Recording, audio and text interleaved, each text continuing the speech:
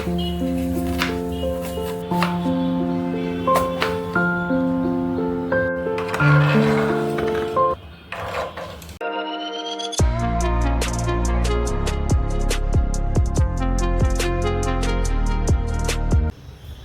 Everyone, welcome to Arpan blog.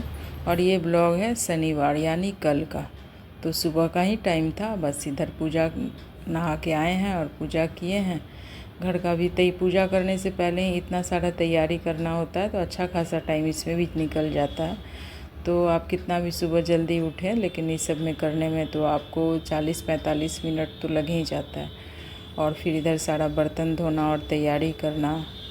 तो बस यहाँ घर का पूजा करेंगे, फिर उसके बाद मंदिर जाएंगे। चूँकि शनिवार है तो कभी कभी क्या होता है कि घर का पूजा करने के, आरती करने के बाद जाते हैं। और कभी कभी क्या होता है इधर दिया लगा देते हैं और फिर उधर चले जाते हैं, ताकि मतलब उधर ज़्यादा देर हो जाता है ना मंदिर में।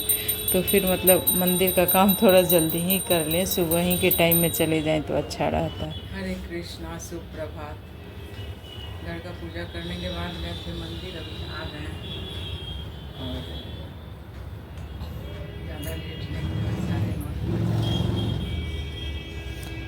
और बस आ गए इधर किचन में। अब भगवान का काम कर लिए, अब चलिए किचन का काम थोड़ा करते हैं। तो यहाँ पहले एक चाय पी लें और साथ साथ में ही लंच भी बना लेंगे उसके बाद। और आज ब्रेकफास्ट में बस ऐसा कुछ बनाने वाले नहीं है, बस थोड़ा सा ब्रेड को ही ऐसे ड्राई रोस्ट करेंगे और उसमें थोड़ा सा बटर लगा लेंगे तो चाय के साथ। और सीधा आज सैटरडे है तो आज खिचड़ी ही बनाने वाले हैं। और मसाला खिचड़ी में थोड़ा तो टाइम लगता ही है, मतलब टाइम उतना ही लगता है जितना कि एक लंच के प्रिपरेशन में लगता है। तो खिचड़ी में भी ऐसा नहीं है कि बस खिचड़ी बनाना हो और झटपट बन जाए, तो ऐसा भी नहीं है। मतलब अगर सिंपल सा बनाए तब तो चलिए ठीक है, लेकिन और यहाँ दाल मिक्स कर लिए हैं। तो सारा दाल आधा आधा कटोरी लिए हैं। मूंग का दाल, चना का दाल, राहड़ का दाल और थोड़ा सा छिलका वाली उड़द का दाल। उड़द के दाल कहते हैं सैटरडे को खाना चाहिए, और मतलब ऐसा सुना हुआ बात है, हमको उतना नहीं पता। बट क्या है कि ऐसा हमको लगा कि उड़द का दाल डालने से ना उस खिचड़ी में बाइंडिंग बहुत अच्छा आता है, मतलब एकदम से ही मिक्स कर जाता है। तो और यहाँ अच्छा से 2-3 पानी से धोने के बाद और फिर उसको उबाल लेंगे उसके बाद। और उबालते टाइम ना कुकर में अगर 1-2 ड्रॉप अगर आप डाल देते हैं मस्टर्ड ऑयल, तो उसका जो दाल का पानी है वो उबल के बाहर नहीं आएगा कभी भी। या तेल नहीं डालते हैं तो 1 स्पून डाल दीजिए, तो भी पानी उबल के बाहर नहीं आएगा। नहीं तो फिर मतलब कि डबल मेहनत लगता है ना, पानी उबल के बाहर आया तो गैस स्टोव भी गंदा हुआ, काउंटर टॉप पे चला गया, फिर कुकर तो गंदा हुआ। तो इस वजह से अगर उसमें थोड़ा या तो तेल डाल दें या फिर 1 स्पून डाल दें। तो वही है कि इसमें और खिचड़ी में जितना भी सब्ज़ी डालना है उसके लिए सब कटिंग चॉपिंग कर लेते हैं। तो ज़्यादा कुछ हमको नहीं डालना था, आलू, मटर और टमाटर, बस यही 3 चीज़ डालना था। और साथ में प्याज, लहसुन, हरा मिर्चा, धनिया पत्ती तो डालना ही। और इधर 1 तेज़पत्ता और 1 दालचीनी डाल दिए, थोड़ा गोल मरीच भी। और ये उबल गया है 2 सीटी में। चावल बासमती था तो जल्दी ही उबल गया। उसके बाद फिर इधर सब्जी भी अच्छा से गल जाएगा। टमाटर और प्याज के पानी से अच्छा से वो पक ही जाएगा। और तेज़पत्ता का काम तो हो ही चुका है तो उसको हटा ही देते हैं, क्योंकि बाद में थोड़ा चलाने में ना इरिटेशन होने लगता है, वो इधर से उधर चला जाता है, तो बस उसको हटा ही देने में ठीक है। और यहाँ उबल गया था और बस इसको धनिया पत्ती से थोड़ा सजा लेते हैं और बस खिचड़ी तैयार है। और अब थोड़ा बहुत जो मेरा घर का काम बचा हुआ था ना, तो बस अब इसको कर लेते हैं, उसके बाद फिर लंच करेंगे। तो वैसे अब तो गर्मी आ रहा है, सुबह में ही ये सब साफ़ कर लेते हैं। बट क्या है कि मंदिर जाना रहता है तो प्रेशर बना रहता है कि पहले मंदिर का काम कर ले।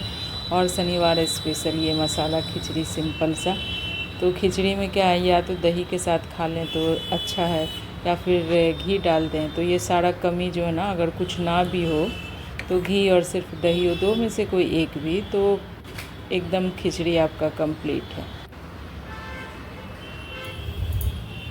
और बस हम अपना थाली लेंगे, उसके बाद फिर अपना लंच किए हैं। उसके बाद जो ये मेरा फेवरेट काम था कपड़ा फोल्ड करना, ये तो हर दिन करना ही करना है।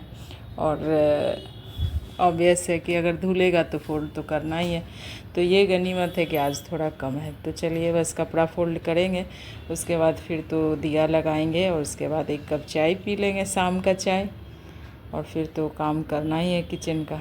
तो आ गए इधर और गोपाल जी को भोग भी लगा दिए हैं शाम का। उसके बाद फिर इधर, और ये जो है ना कद्दू और लौकी जो भी कहें, इनका मुहूर्त ही नहीं निकल रहा। ये 3 दिन से ना यहाँ से वहाँ यहाँ से वहाँ ये घूम ही रहे हैं, और बस प्लेस इनका चेंज हो रहा है, कभी यहाँ कभी फ्रीज़ में, कभी कहीं और, बस उसके बाद लेकिन इनका जो है मुहूर्त निकल ही नहीं रहा। और अभी हम सोचे थे अच्छा सा एक स्टू बना लेंगे, तो देखें फ्रीज़ थोड़ा गंदा है, तो फिर उसको ही साफ़ करने में थक गए। फिर लगा कि अब आज नहीं बनाएंगे, और ये आज भी नहीं बना। और आपको बताएं कि अभी संडे को जब हम आप ये पोस्ट कर रहे हैं, वॉइस ओवर कर रहे हैं, तो भी ये नहीं बना। मंडे को तो हर हाल में इनको बनाना ही पड़ेगा, नहीं तो ये फिर सूख जाएगा। और बस डिनर का तैयारी है, तो आटा लगा लेते हैं, गूँथ लेते हैं। और आटा वह उतना ही लिया करें जितना कि हमको ज़रूरत है, जितने लोग के लिए।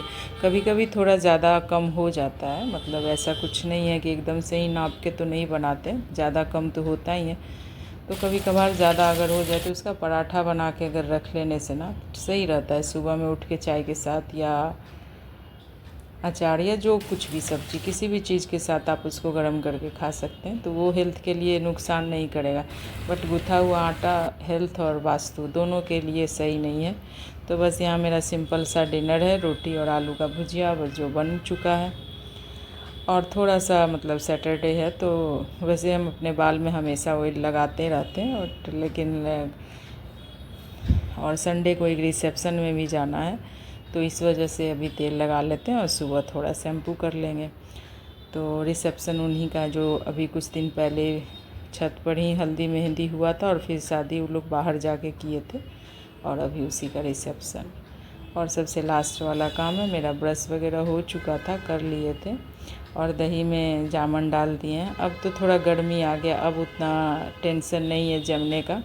नहीं तो क्या है ना, पहले कवर करना पड़ता था अच्छा से।